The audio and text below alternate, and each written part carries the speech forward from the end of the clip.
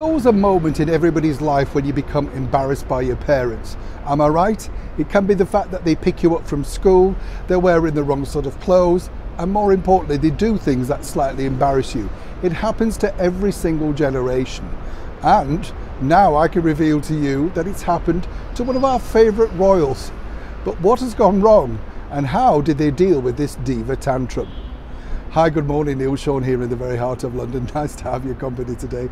These sort of stories do bring a smile to me because it does make you think, everybody is the same in the end. We all have those moments, don't we? Where, when you think about it, your mum takes you to the doctors, or, she meets you from school, or worse still, it's one of those parental evenings, where they go to discuss how well or badly you've done at school. Do you remember those? Oh dear, they were dreadful, weren't they? You stood there like, oh no, I can't believe they're saying this about me. But of course, then you grow up, you become a bit of a young man, and you decide that you don't actually need your mum and dad. You know what it's like. You think, oh no. Well, this recently happened to one of my favourite royals, Prince George. Now, as we saw on Easter Sunday, we saw all senior members of the British monarchy, apart from, of course, our gracious Majesty the Queen, out at Windsor Castle for the Easter Sunday service. And it was nice to see them all, wasn't it? Sophie Wessex, all of that sort of stuff. They all looked wonderful. But did you see a bit of a petulance about Prince George? Well, here's the reason why. Last year at that football match when Prince George wasn't embarrassed at all and he ran into his mum's arms, do you remember when the football team did well? And he must have known that the world's cameras were on him, but he wasn't embarrassed about that, no. Well, fast forward a few months, oh, he's growing up fast.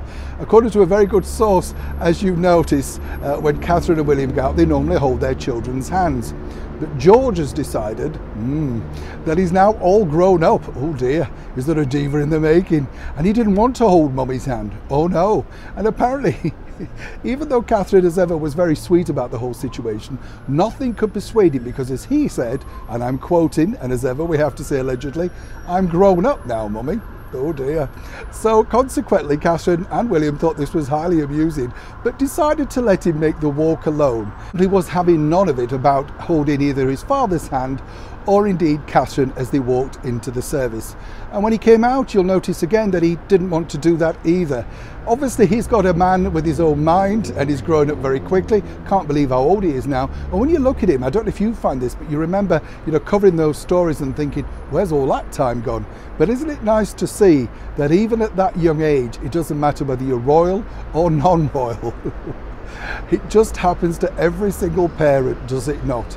The child grows up for a short period at least and decides they don't need you. But of course, all parents out there know simply, all children need their parents.